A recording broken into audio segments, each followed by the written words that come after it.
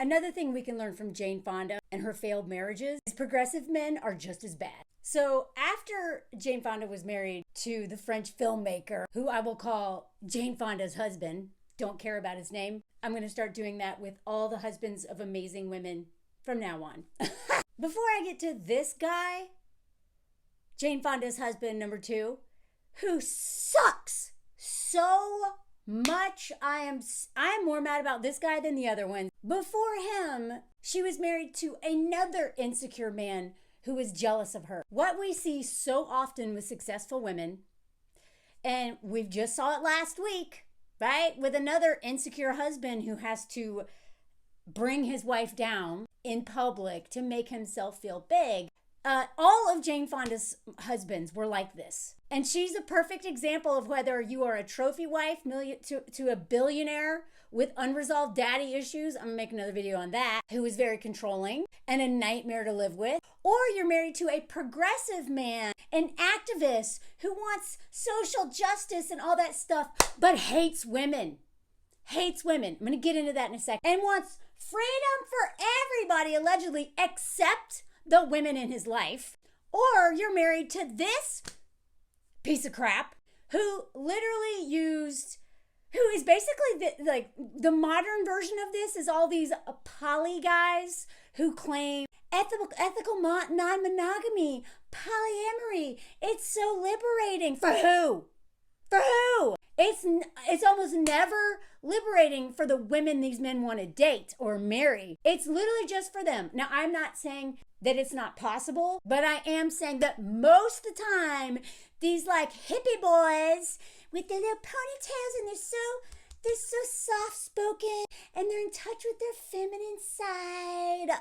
Don't believe it. They are just as misogynistic and they use like feminist language to win you over and they try to trick women into freeing themselves, but it's never about equality or freeing her. It's about them doing whatever they want. And a lot of times it's about coercion. So this is what Jane's first husband, an insecure man who was, shocker, 10 years older.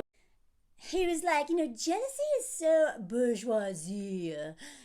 He did not view having schmegs with other women as cheating under the guise of egalitarian, ethical polyamory. These men do not want ethical polyamory. Again, what I have learned from my friends in the LGBTQ plus community is that open relationships are oftentimes very healthy for marriages, but in patriarchy, if a man has not done all that work on himself, this is not what they want, okay? They want it to be open for them, but not for her.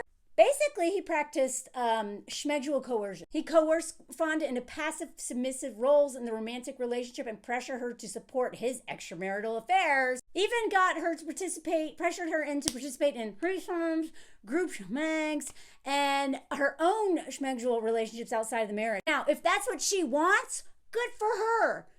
But that's not what she wanted. And also, he would go into graphic detail talking about this. And as one of the biographers says, it's coercion for the sake of his satisfaction disguised as schmegsual freedom. And I've talked about this in other videos.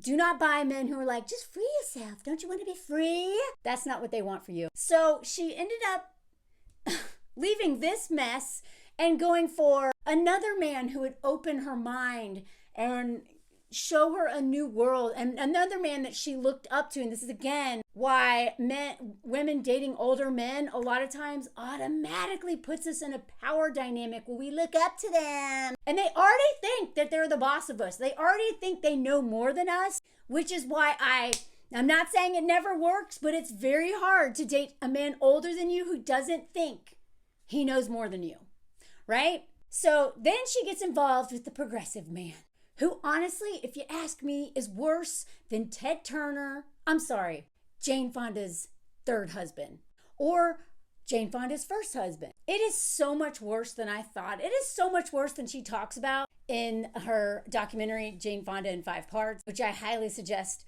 anyone watch if you're on your decentering men journey. So like I was talking about in the video before, what we can learn from Jane, among many things. Now, I am not a fan of worshiping celebrities. They all have a lot of problems. But it does help us. We can learn a lot of lessons from celebrity, especially the ones who are very vulnerable and open about things that are happening. So Jane is not perfect. I'm not a Jane stan. I don't stan celebrities at all. But the things that she's talked about in terms of her marriage are so insightful about men in general and why most of them do not make our lives better. They make them worse. So she talks about how, I needed someone far wiser and more knowledgeable than I was about movement building and politics and all that. She really wanted to be an activist. She wanted to fight for change, especially being like Hollywood royalty, Nepo baby, all that stuff, and having such a tragic childhood where her mom, unalived herself. Her dad sucked. She was raped. She had childhood SA. This woman was really trying to find purpose and meaning in her life. So she had depth of knowledge, and he gave me structure and guidance, and I learned so much from him, and I'll be forever grateful. But let me show you the price she paid for this. He was a super controlling partner, and once I saw this link, I went down a rabbit hole, and holy crap. So this, again, I hate the Daily Mail, but sometimes they have way more details of things than other news outlets. So her husband, by the way, this political activist, was cheating on her all the time. He was a deeply insecure man who is also really insecure about his looks. And he also is such a gold digger and literally used this woman to get money. And because she was so much more famous and powerful than him, he constantly belittled her in public and in private, which is, again, whenever I see an insecure man married to a very successful woman and that insecure man makes sure that he humbles her in front of all of us, it makes me wonder what he's doing to her in private. Because if he's doing that in public, he's doing that in private. So Jane shows up at the apartment, and one of the girlfriends of her husband opens the door excited to meet Jane. And Jane was lugging a bag of laundry because the man, like a lot of controlling narcissists, used all of her insecurities against her. One of them is that she had money, she came from money. And so he would always throw that in her face to control her. And so he made her do the laundry, right? Like, this woman is so rich and busy. And he's like, no, you're going to do your own laundry because you are elitist.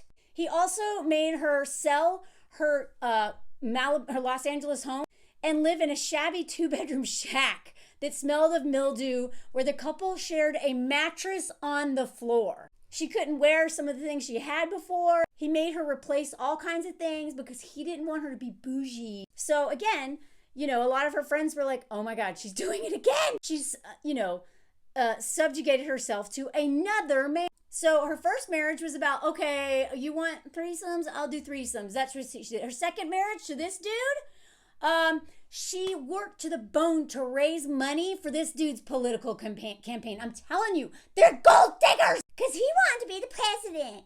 This little man baby wants to be the most powerful man in the world. And Jane, because she supports her men in her life a lot, she was trying to make that come true for him. And he always made people call him Tom and Jane instead of Jane and Tom, so that everybody knew who was the boss, who's number one. Apparently, when she did something that displeased him, and if she received too much attention, he would have her talk about her shortcomings in front of all their friends. Again, humiliating her in public to build up his low self-esteem. Everything is projection, y'all. These men, it's always projection. So her brother and her daughter hated this dude. And Jane, because of the way he was treating her, and Jane even says, I simply didn't think my ideas or feelings were as important or credible as his. This is a setup to be abused. When you think the man that you're dating is better than you, they want you to think that, and they will do everything to encourage that line of thinking. But because he was so, successful and leftist, she again diminished herself. Right after they met, he drove to her house, watched one of her former movies where she was, in her sex kitten phase, and said all this. That's how he won her over. She was like, yeah, you're right. She was consumed from the beginning that he might think she's elitist. And this man played on that she's out of touch with reality. She sat at Tom's feet, literally, looked up to him like he was a god. Don't ever do this, y'all. She raised all this money for his campaign. He drank a ton. He was cheating all the time. One of their friends was like, he used Jane shamelessly. And all she did was make movies to fund his political career. Those workout videos that she made, the empire, all for him. And the more she did for him, the more he hated her. So he started drinking more, sleeping around more. She was an icon. He couldn't take it and resented being called Mr. Jane Fonda.